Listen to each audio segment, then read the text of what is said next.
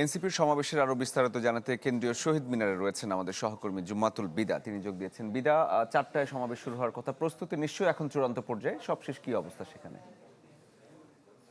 এই শহীদ বেদিতে গেল বছরের 2024 সালের 3 আগস্ট আসলে এক দফার ঘোষণা এবং অসহযোগ আন্দোলনের ঘোষণা দিয়েছিল বৈষম্য বিরোধী ছাত্র আন্দোলন, এবং তার পরবর্তীতে সেই স্মৃতিকে ধারণ করেই আসলে এই দিনটিকে বেছে নিয়ে ইশতেহারের ঘোষণার যেই কর্মসূচি সেটি প্রকাশ করেছিল যেই জুলাই শক্তি কিংবা স্পিরিটকে ধারণ করা রাজনৈতিক দল জাতীয় নাগরিক পার্টি, তারই অংশ হিসেবে আজকে ইতোমধ্যে কিন্তু তাদের যেই ধরনের প্রস্তুতি নেওয়া সেটি সম্পন্ন হয়েছে। নেতাকর্মীরা আমরা ধারণা করছি যে তারা 3টা থেকে 4টা নাগাদ হয়তো প্রবেশ করে, 4টায় অনুষ্ঠান যেহেতু শুরুর কথা, তারা প্রবেশ করবেন এবং আনুষ্ঠানিকতা শুরু হবে। এবং যেহেতু 24 দফা ইশতেহার ঘোষণা করা হবে, একটু আমাদের দর্শকদের জন্য যদি কয়েকটি দফার অংশবিশেষ তুলে ধরি, সেটি হচ্ছে জুলাই অভ্যুত্থানের স্বীকৃতি এবং বিচারের যেই দফাটি রয়েছে এই জায়গায় এই যেই তারা উল্লেখ করেছেন যে 1971 সালের মহান মুক্তিযুদ্ধের কাঙ্ক্ষিত সাম্য, মানবিক মর্যাদা এবং সামাজিক সুবিচার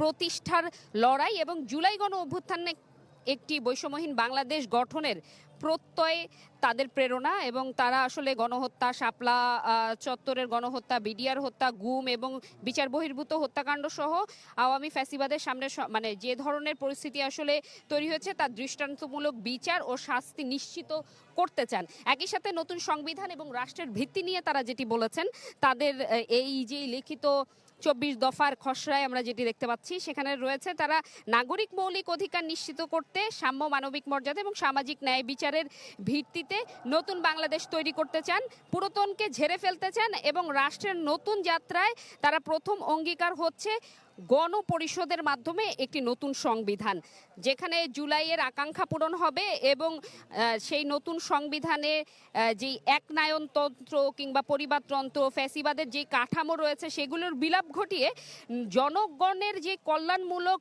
সেকেন্ড রিপাবলিক সেটি গঠন করতে চায় এনসিপি। এবং ওই সাথে যে গঠনতন্ত্র, রাষ্ট্রের প্রতিষ্ঠানসমূহর যে সংস্কার প্রস্তাবনা সেটি রয়েছে। একই সাথে স্বাধীন গণমাধ্যম ও শক্তিশালী নাগরিক সমাজের কথা কিন্তু তারা বলছেন গণমাধ্যমকে শতভাগ স্বাধীন বিশ্বাস করেন তারা এবং যথাযথ আইন এবং নীতির যেই কাঠামো সেটির মাধ্যমে সেটি নিশ্চিত করতে চান তারা। এবং প্রেস কাউন্সিলে যুগোপযোগী এবং কার্যকর করার অঙ্গীকার তাদের মাঝে পাওয়া যাচ্ছে এই লিখিত খসড়ায়।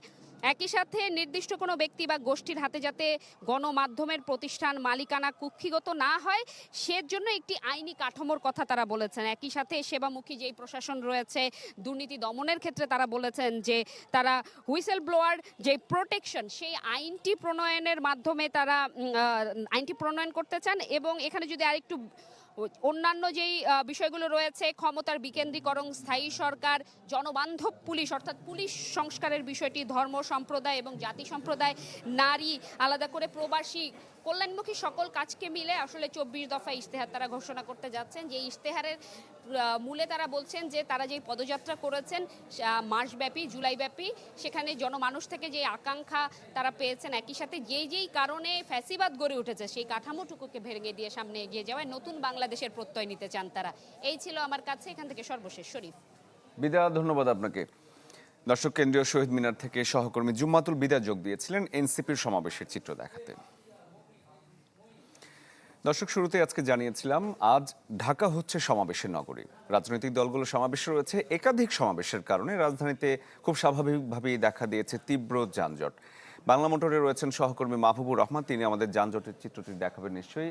মাহবুব, দুটি সমাবেশ রয়েছে আজকে শাহবাগ এলাকা এবং কেন্দ্রীয় শহীদ মিনারে, এবং পাশাপাশি আজকে একটি কর্মদিবস। জনসাধারণের কোনো দুর্ভোগ হচ্ছে কিনা বা যানজটের কি অবস্থা?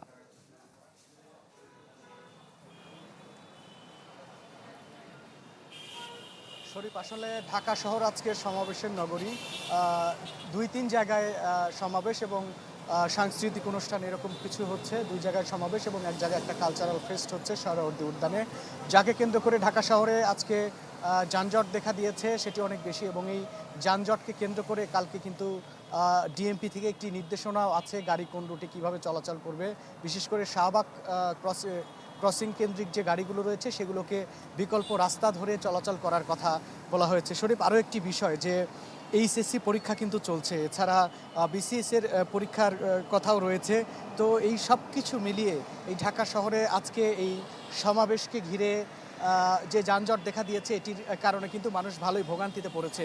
আমরা যদি একটু দেখাই, এখানে যে যাত্রী ছাউনি আছে, যাত্রী ছাউনিতে কিন্তু যাত্রীরা বসে বেশ সময় ধরে, দীর্ঘ সময় ধরে কিন্তু তারা অপেক্ষা করছে কাঙ্ক্ষিত গাড়ির জন্য, কিন্তু গাড়ি না পাওয়ায় তারা এখানে এখনও বসে আছে। এবং রাস্তা দিয়ে যে গাড়িগুলো চলছে, এটা আসলে আজকে যেহেতু ঢাকা শহরে বিভিন্ন জায়গা থেকে ছাত্র দলের নেতাকর্মীরা প্রবেশ করেছে, যার দরুন যানজটের তৈরি হয়েছে। এছাড়া এনসিপির যে জুলাই সনদ এবং ঘোষণাপত্রের দাবিতে শহীদ মিনারে যে সমাবেশের কথা রয়েছে 3টা থেকে, সেটিকে কেন্দ্র করে কিন্তু অনেক নেতাকর্মীর সমাগম হবে এবং যার দরুন আজকে যানজট তৈরি হয়েছে। এবং আমরা দেখছি যে দীর্ঘক্ষণ পরপর যে গাড়িগুলো আসছে, সেই গাড়িগুলো আসলে ভর্তি রয়েছে এবং অনেক মানুষকে আমরা দেখেছি, অনেক পথচারীকে, তারা পায়ে হেঁটেই তাদের যে গন্তব্য, সেই গন্তব্যের উদ্দেশ্যে তারা রওনা দিয়েছে। এবং আজকের যে সমাবেশ, এই সমাবেশগুলো ঘিরে গতকালকে কিন্তু ডিএমপি একটি নির্দেশনাও দিয়েছিল এবং যেটিকে কেন্দ্র করে আসলে বিকল্প রাস্তা ব্যবহার সহ এবং এসএসসি পরীক্ষার্থী এবং অন্যান্য যে পরীক্ষার্থী রয়েছে, তাদেরকেও কিন্তু ডিএমপির পক্ষ থেকে একটি গণবিজ্ঞপ্তিতে বলা হয়েছে